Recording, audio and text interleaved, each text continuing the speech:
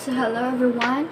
Today I will be discussing the three provinces of Region 2, which are Batanes, Nueva Vizcaya, and Quirino. So first, let's tackle about Batanes.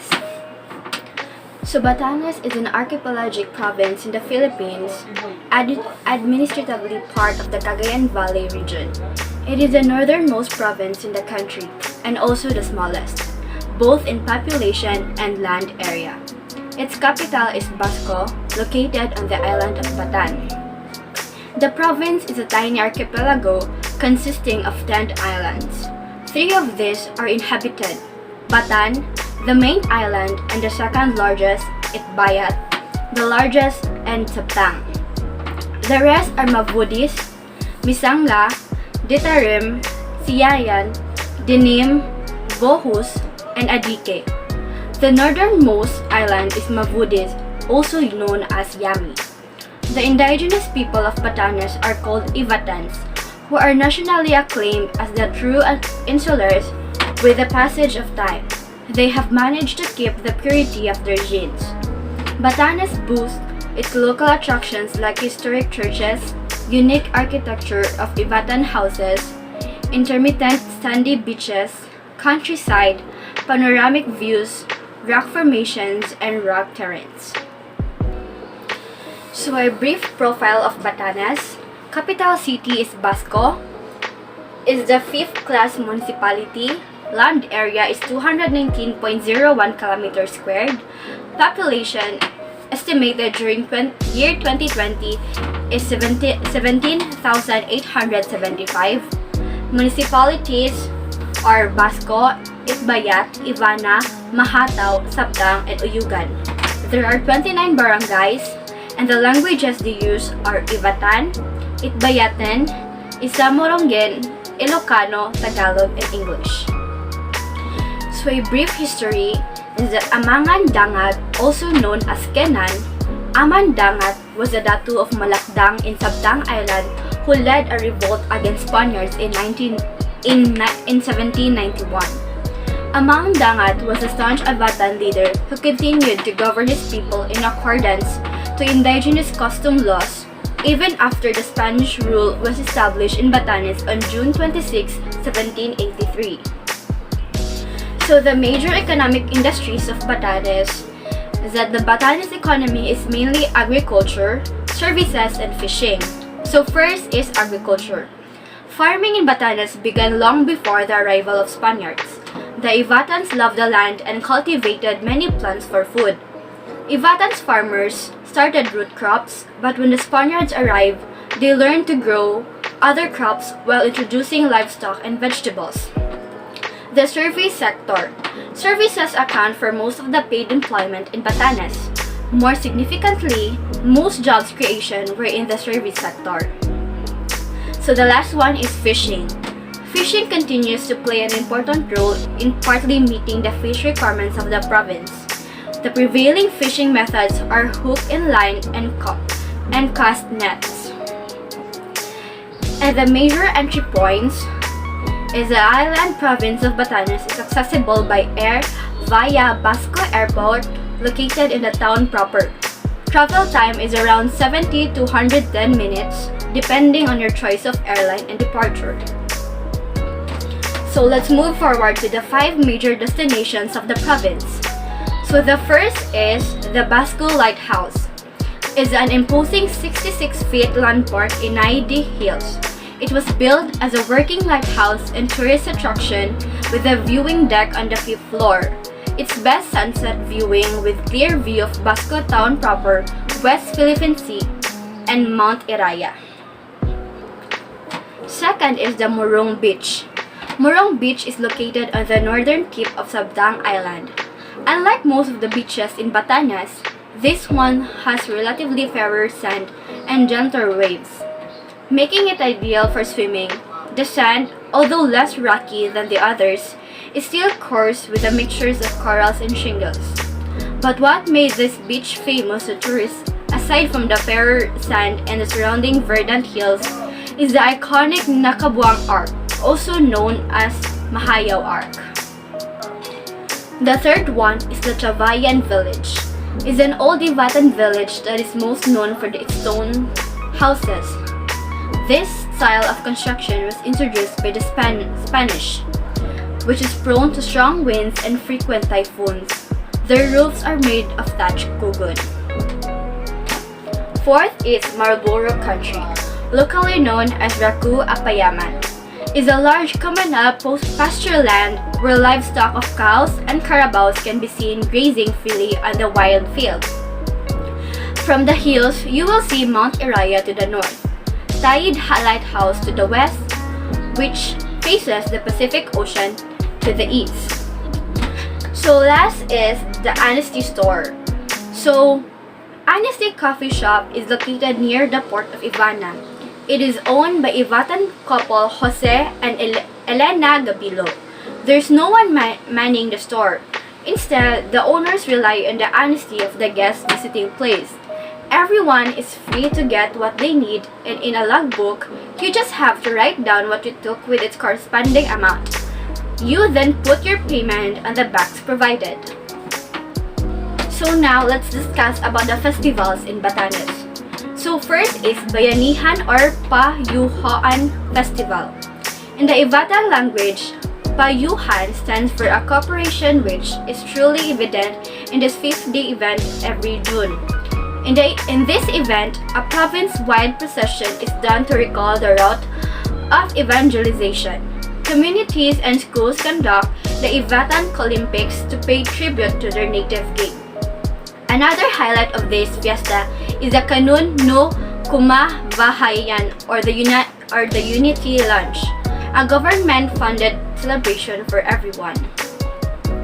So next is Vakul Kanai Festival. Starting from April 25 to 27, activities are made from indigenous outdoor games, cultural shows, to colorful parades, street dancing competition. Vakul is the headgear worn by women, and kanai are the vests wrapped on men when they work. It was made from Philippine date palm, and they are still worn up to this day. Palu-Palu Festival is situated in Basco, Batanes, held at 24th of July. It is one-of-a-kind social introduction of indigenous regions. The festival got its name from the palu-palu or sticks that were utilized by the local Ivatans to fight with the Spanish and Dutch pioneer. So let's move to their costumes. A vakul is a headdress used by the women, while the men use kanai or vests when they go out in the field to work in Batanes to protect them from the sun or rain. The vakul and kayani is made from fibers of a local palm tree called voyavoy. So the famous delicacies in Batanes are uved and root crops. So uved is basically known as uvod. It's made up of finely grated corn, which is found in the base of a trunk of a banana plant that's mixed with ground meat, beef or pork, and minced fish. Afterward, it is seasoned with onion, garlic, salt, and pepper. This will be rolled into balls. So root crops. The Batanes Islands are abundant with root crops, namely wakay, or known as sweet potato, dukay or yam, uve or another type of yam, sudi or taro, and they are steamed, fried, or smoked. So now let's move to the second province of Region 2. So this is Nueva Vizcaya. Nueva Vizcaya, officially the province of Nueva Vizcaya, is a landlocked province in the Philippines located in the Cagayan Valley region in Luzon. So it is also known as watershed haven and agroforestry. So a brief profile is that its capital is the municipality of Bayumbong. Area is 3,975.67 kilometers per square, and the languages they use are Ilocano, Pangasinan, Tagalog, Gadang, Isanay, and English. So composed of 15 municipalities and over 275 barangays. Its population, as determined by the 2015 census, was 452,250 287. Religion is Roman Catholic and about 63% of the population of the province. Other faiths divided among 5 to 6% are Iglesia ni Cristo and 17 to 20% are Muslims and indigenous Cordilleran religions.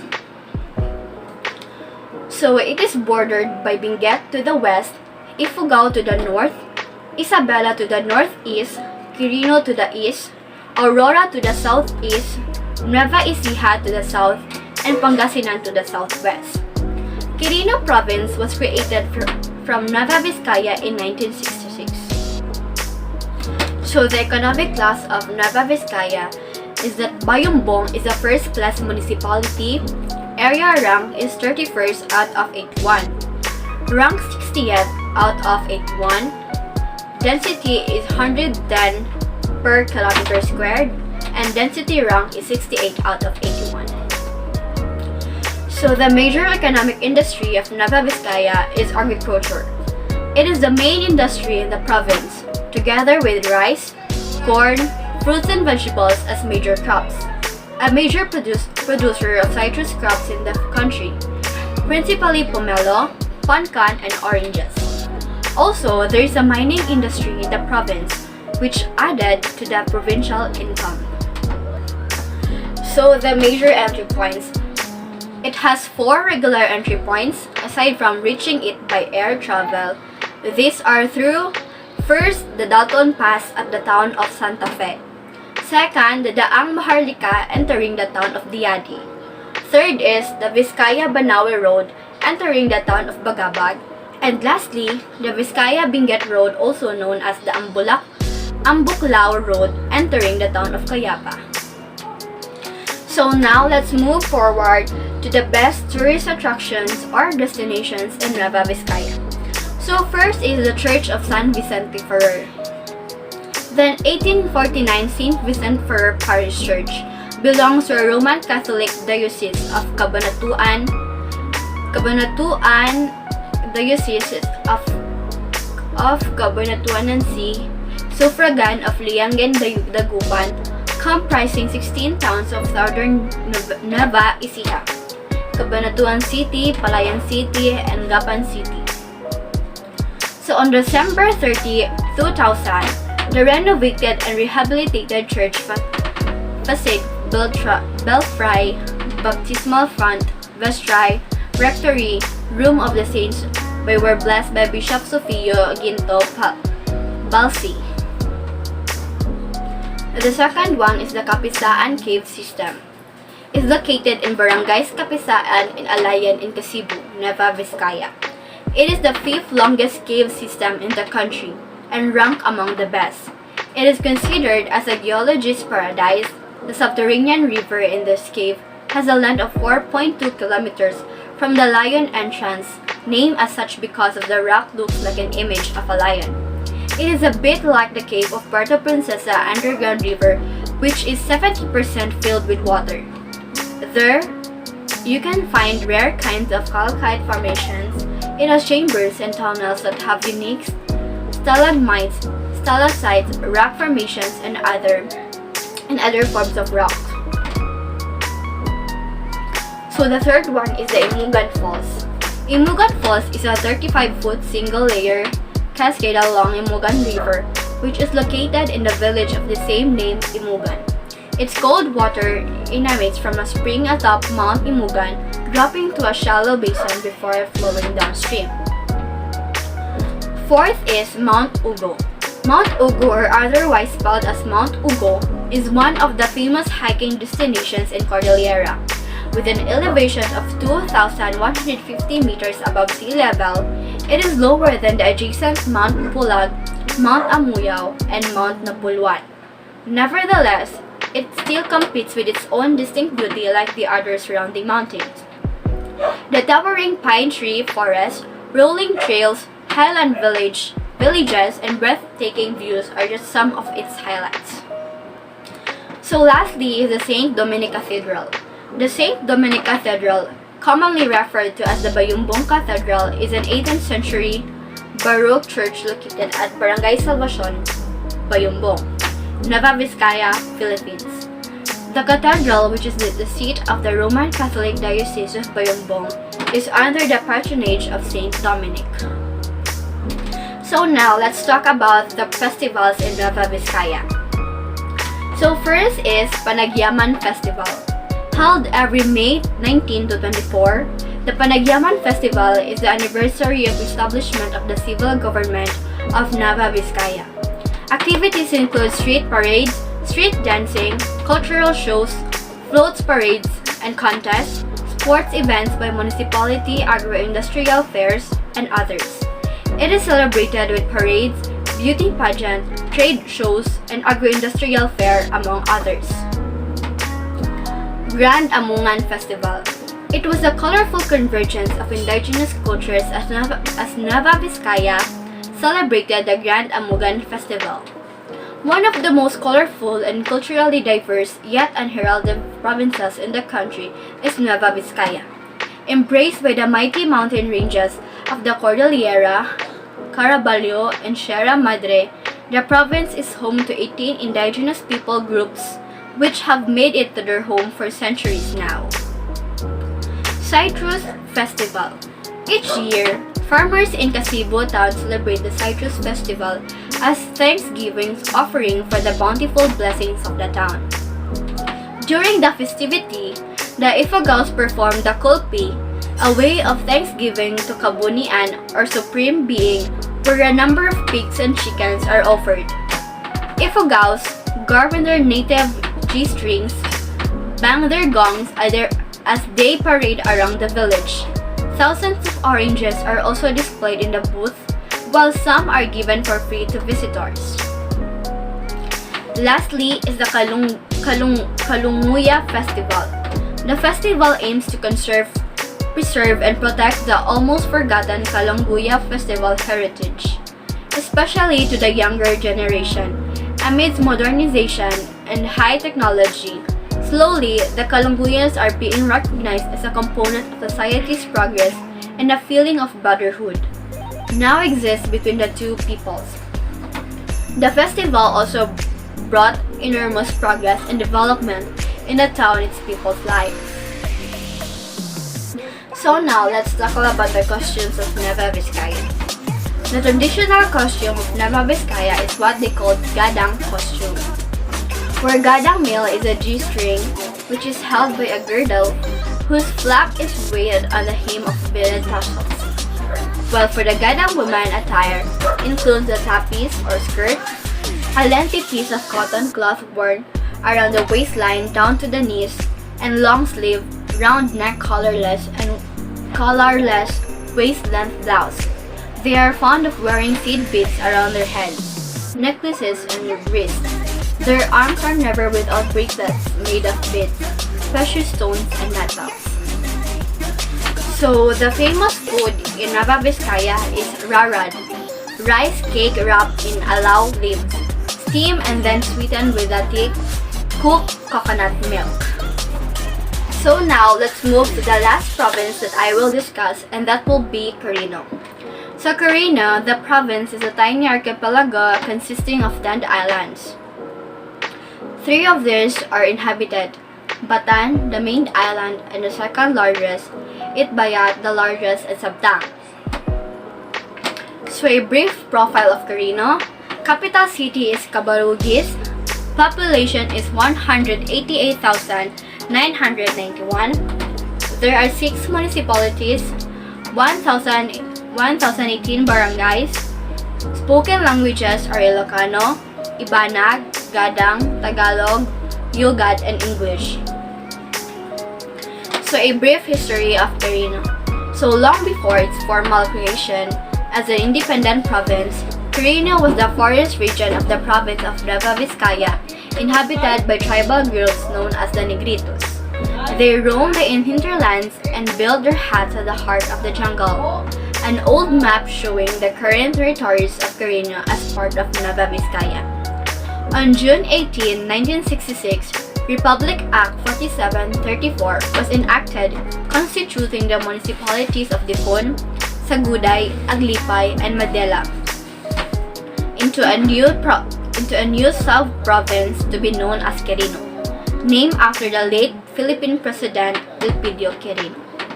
On June 21, 1969, Republic Act 5554 was enacted, amending RA 4734 and creating the municipality of Cabarugis, now the provincial capital town, which was taken from portions of Dipon, Saguday, and Aglipay.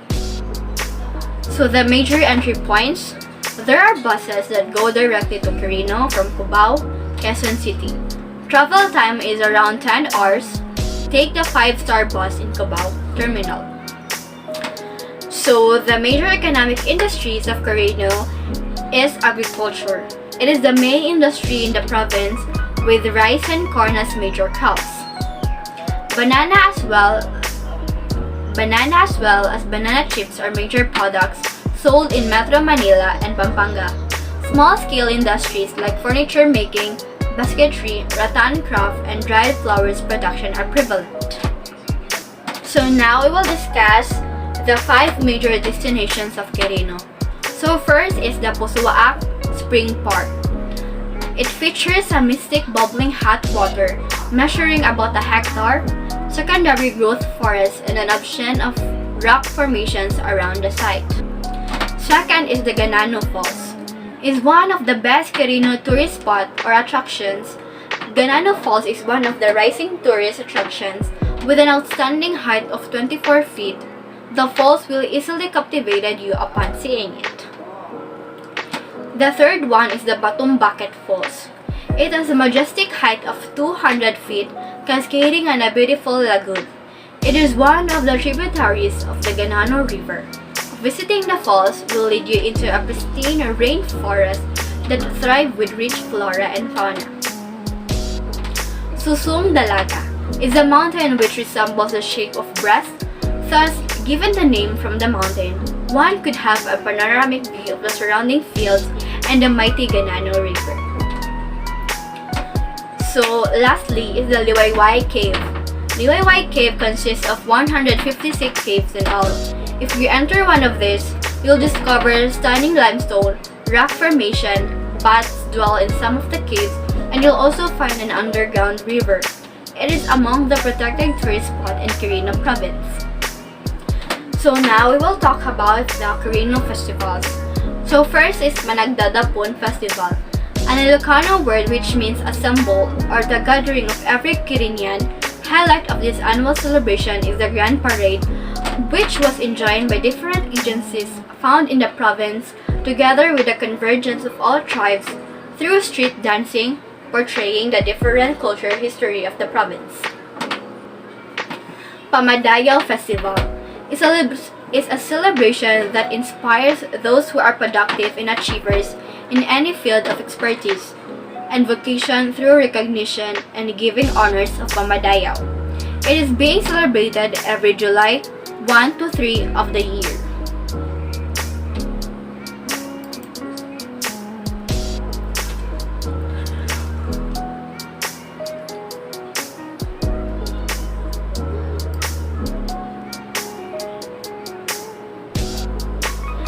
Panagsasalog Festival. The festivity portrays how criminal activities are conducted, manifesting thanks to the Lord for a bounty harvest. It shows the old practice of bayanihan, and thus in the festivities, the festival is being celebrated every month of June 12 to 15 of the year. So the last one is the Penen Kakasisit Festival. It is the convergence of all tribes and cultures of the municipality in cooperation and celebration. It features the indigenous tribes, which is the Ilongots. They are the original cultural communities of the area, are the first settlers in the province. Festivity on every 22 to 25 of February. So the famous food in Quirino is the Royal Tubikoy. One of the more unique food finds was Royal Tubikoy, a combination of tupig, bibingka, and tikoy. The native delicacy made of glutinous rice, coconut pulp, milk, sugar, cheese, and shortening is produced by R&B, Bukuhan and Eatery, Aurora West, Dipon, and Quirino. So that would be all. I hope you enjoyed my report and I hope you learned something from it. So this is the first part of my report in Region 2, and the rest